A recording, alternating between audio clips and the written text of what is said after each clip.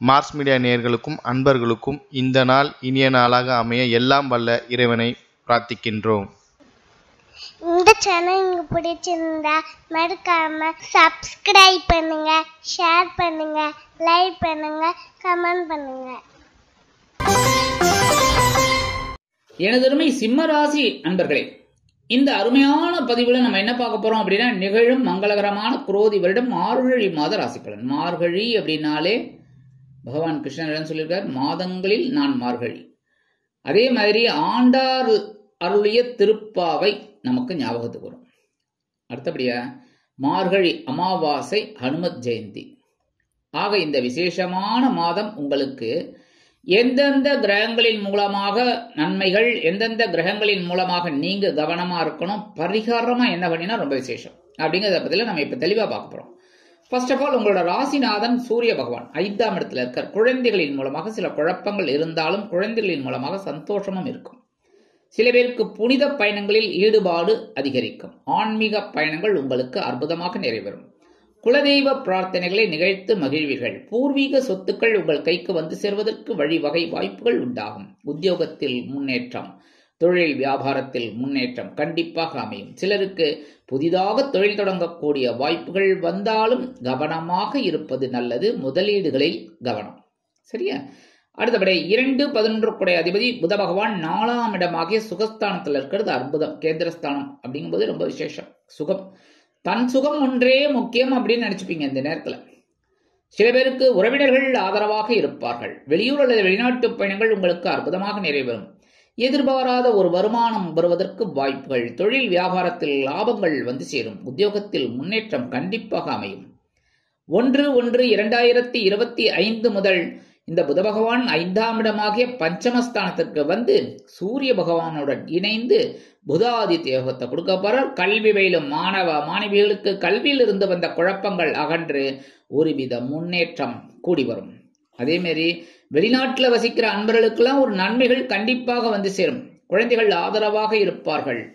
மனதிற்கினிய சம்பவங்கள் இல்லத்தில் நடைபெறும். எழுத்து மற்றும் அச்சுத்துறையில் இருக்கும் அன்பர்களுக்கு புதிய வாய்ப்புகளின் மூலம் அருமையான தொழில் அமையும். அதே மாதிரி இந்த கலைத்துறை நண்பர்கள் அவங்களுக்கெல்லாம் ஒரு பெரிய அச்சீவ்மெண்ட் பண்றதுக்கு ஒரு வாய்ப்புகள் அவங்களை தேடி வரும். அடுத்தபடியா 3-10 அதிபதி சுக்கிர பகவான் பகைரோன ரோகஸ்தானமாக 6ஆம் இடத்துல இருக்கார். உத்தியோகத்துல பரபரப்பா இருப்பீங்க, சுறுசுறுப்பா இருப்பீங்க, அதுக்கு உண்டான உயர்வுகள். அதே மாதிரி தொழில் வியாபாரமும் ரொம்ப கூடுமானவரை நீங்க கவனமா இருப்பீங்க. அதுவே உங்களுக்கு பெரிய பிளஸ் பாயிண்ட். அடுத்தபடியா இவர் தான் உங்களுக்கு சகாயாதிபதி. அதனால நீங்க முயற்சிகளை எந்த அளவிற்கு மேற்கொள்கிறீர்களோ அந்த அளவிற்கு உங்களது முன்னேற்றம் எந்த விதத்திலும் தடைபடாது. சரியா? எடுக்கிற காரியங்கள்ல உங்களுக்கு அற்புதமாக நிறைவேறும். 30-12-2024 முதல் இந்த சுக்கிர பகவான் எங்க வரப்போறாருன்னு பாத்தீங்கன்னா கலத்திரஸ்தானமாக 7ஆம் இடத்துக்கு வரப்போறார். 7ஆம் இடத்துக்கு வரார் அப்படிங்கும்போது ஒரு விஷயம் உங்களுக்கு குட். என்ன அப்படின்னா, 7ஆம் இடத்துல இருந்து கொண்டு 7ஆம் பார்வை உங்க ஜென்மராசியை பார்க்கறதுனால மனசுல சந்தோஷம் இருக்கும். எவ்வளவு குழப்பங்கள் இருந்தாலும் ஆட்டி தூள் கிளப்பி போயிட்டே இருப்பீங்க. ஆனா 7ஆம் இடத்துல இருக்கிற சுக்கிர பகவான் வாழ்க்கை துணையோட உடல் ஆரோக்கியத்துல கவனமா இருக்கிறதுக்கு வைப்பார். ஸோ கவனமா இருக்கிறது நல்லது. அதே மாதிரி தொழில் வியாபாரத்துல கூட்டாளிகள் கிட்ட கவனமா இருக்கிறது ரொம்ப நல்லது. அவங்களெல்லாம் அனுசரிச்சு போறது நல்லது. இல்லைன்னா அவங்க பாட்டுக்கு எடுத்தோம் கவிழ்த்தோம் நடந்துக்கிட்டு அவங்க உங்களை விட்டு விலகினாங்கன்னா உங்களோட இது குறையும், கேபிட்டல். அதனால கவனமா இருக்கிறது நல்லது. அடுத்தபடியா 4-9 அதிபதி செவ்வாய். இந்த செவ்வாய் பகவான் உங்களுக்கு சூப்பர். என்ன? சுகாதிபதி, பாக்யாதிபதி. சுகங்கள் எவ்வளவு இருந்தாலும் பாக்கியங்கள் வேண்டும். அந்த வகையில செவ்வாய் பகவான் எங்க இருக்காருன்னு பாத்தீங்கன்னா 12ஆம் இடமாக அயனசயன போகஸ்தானத்துல இருக்கார். என்ன? நீச்சமடைந்து வக்கரகதியில இருக்கார். செலவுகள் ஓரளவுக்கு கட்டுப்படும். உறவினர்கள் ஆதரவாக இருப்பார்கள். தந்தையாரின் உடல் ஆரோக்கியத்தில் சிறப்பு அக்கறை எடுத்துக்கொள்வது நல்லது.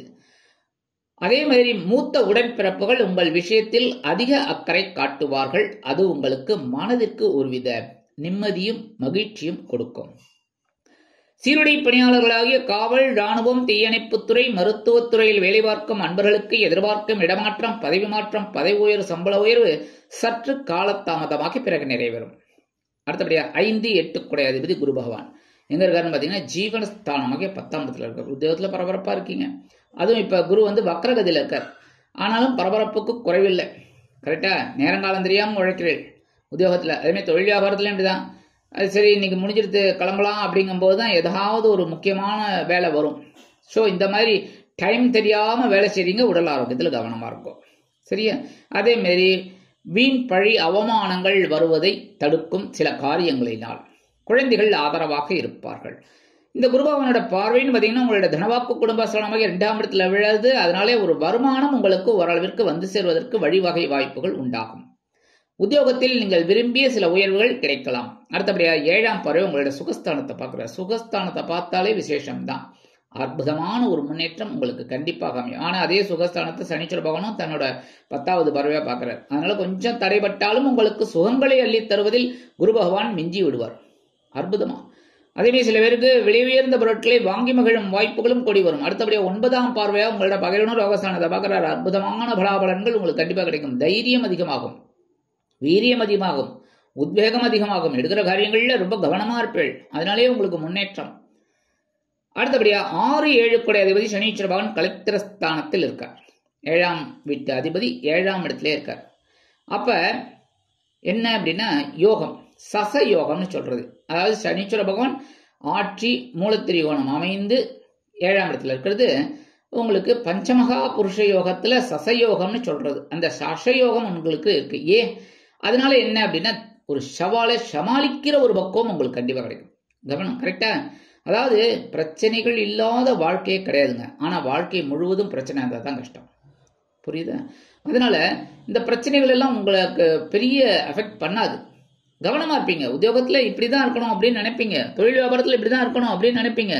அதனாலே உங்களுக்கு சில உயர்வுகள் ஆட்டோமேட்டிக்கா வரும். கொஞ்சம் தடை தாமதங்கள் இருந்தாலும் அற்புதமா உங்களுக்கு கிடைக்கும். இருந்தாலும் கலத்திரஸ்தானம் அப்படிங்கிற வாழ்க்கை துணையோட உடல் ஆரோக்கியத்துல கவனமா இருக்கணும். சரியா? அடுத்தபடியா ராகு பகவான், சாயா கிரகங்கள் என்று அழைக்கப்படக்கூடிய ராகு பகவான் பிரம்மாண்டத்தின் அதிபதி எங்க இருக்கார் பார்த்தீங்கன்னா 8ஆம் ராசியில இருக்கார். சரியா? அடுத்தபடியா ஞானக்காரகன் கேது பகவான் தனவாக்கு குடும்பஸ்தானமாக 2ஆம் இடத்துல இருக்கார். 2, 8ங்கும் போது எல்லா விஷயத்திலையும் கவனமா இருக்கணும். உத்தியோகத்துல, தொழில் வியாபாரத்துல, பேசுற வார்த்தைகள்ல, வாகன பயணங்கள்ல, எடுக்கிற முடிவுகளில் எடுத்தோம் கவிழ்த்தோம் நடந்துக்கப்படாது. கவனமா இருக்கணும் ஒவ்வொரு விஷயத்திலையும். சில நேரங்களில் குடும்பங்கள்ல குழப்பங்கள் வரும், பிரிவினைகள் வரலாம் கணவன் மனைவிக்கிடையே. அதெல்லாம் நீங்க பீட் அவுட் பண்ணி அப்படியே அனுசரிச்சு போனா தான் குடும்பம் ஒற்றுமையாக இருக்கும், அருமையான வாழ்க்கை அமையும். எப்ப அனுசரிச்சு போனதா. நீங்க உங்க கோபத்தை காமிச்சீங்க அப்படின்னா பிரச்சனைகள் வரலாம். அதனால கவனமா இருக்கணும். அதே மாதிரி வாக்குறுதிகள், யாருக்கும் கமிட்மெண்ட்டே கொடுக்காதீங்க. இதை நான் பண்ணித்தரேன், அதை பண்ணித்தரேன்னு அதெல்லாம் பேசவே கூடாது. அமைதியா உங்களோட என்ன முடியுறதோ அதை செய்யுங்க. முடியலையா பேசாம இருந்துடுங்க. அதே மாதிரி குடும்பத்துக்கு ஓரளவுக்கு தேவையானதெல்லாம் வாங்கி கொடுப்பீங்க. அந்த அளவுக்கு பெரிய இது இல்லை. அதே மாதிரி வெளியூர் இல்லைன்னா வெளிநாடு போய் படிக்கணும், உத்தியோகம் பார்க்கணும்னு நினைக்கிற குழந்தைகள்லாம் கொஞ்சம் சிரமப்படுற மாதிரி இருக்கும். சரியா? ஆனா இறுதியில உங்களுக்கு வெற்றி கிடைக்கிறதுக்கு வாய்ப்புகள் கூடி வரும். சரி, பரிகாரமா என்ன பண்ணினா ரொம்ப விசேஷம். கண்டிப்பா முருகப்பெருமான் கோயிலுக்கு போயிட்டு வரணும். ஏன்னா செவ்வாய் பகவான் நீச்சம் அடைஞ்சிருக்கார், வக்ரகதி வேற. ஸோ கண்டிப்பா செவ்வாய்க்கிழமை நீங்க முருகன் கோயிலுக்கு போயிட்டு நெய் தீபம் ஏற்றி வழிபாடு பண்ணிட்டு வாங்க. முடிஞ்ச ஒரு அர்ச்சனை பண்ணிட்டு வாங்க. உங்க பேருக்கு அற்புதமான பலன்கள் உங்களுக்கு கண்டிப்பா கிடைக்கும் செவ்வாய் பகவானால். அடுத்தபடியா நவ கிரகங்களில் உள்ள குரு பகவானிற்கு வியாழக்கிழமைகளில் நெய் தீபம் ஏற்றி வழிபாடு பண்ணுங்க. கண்டிப்பா ஒரு பெரிய பிளஸ் பாயிண்ட் உங்களுக்கு கண்டிப்பா அமையும். அடுத்தபடியா புற்றுக்கோயில் கண்டிப்பா போயிட்டு வரணும். சரியா? ஏன்னா 2, 8ல் இந்த சர்ப கிரகங்கள் இருக்கிறதுனால மனசுல இருக்கிற கவலைகள், குறைகள் இதெல்லாம் தீரணும் அப்படின்னா கண்டிப்பா நீங்க புற்றுக்கோயில் போயிட்டு எப்பப்ப செவ்வாய்க்கிழமை, வெள்ளிக்கிழமை, ஞாயிற்றுக்கிழமை 3 நாள் போறது ரொம்ப விசேஷம். அப்போ உங்களுக்கு ஒவ்வொரு பாயிண்ட்டும் கண்டிப்பா கிடைக்கும். சவாலை சமாளிக்கிற ஒரு பக்குவம் உங்களுக்கு கண்டிப்பா வரும். சரி, முடியாத பட்சத்துல கண்டிப்பா ஒரு நாள் போயிட்டு வாங்க. சரியா? ஒரு நாள் போயிட்டு வரதே உங்களுக்கு பெரிய பாக்கியத்தை இந்த அம்பாள் வழிபாடும் நாக வழிபாடும் உங்களுக்கு கண்டிப்பா கொடுக்கும்.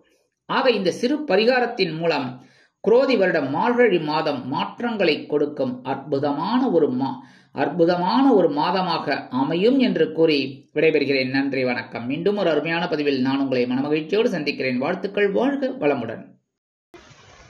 இந்த சேனல் உங்களுக்கு பிடிச்சிருந்தா மறக்காம சப்ஸ்கிரைப் பண்ணுங்க, லைக் பண்ணுங்க, ஷேர் பண்ணுங்க.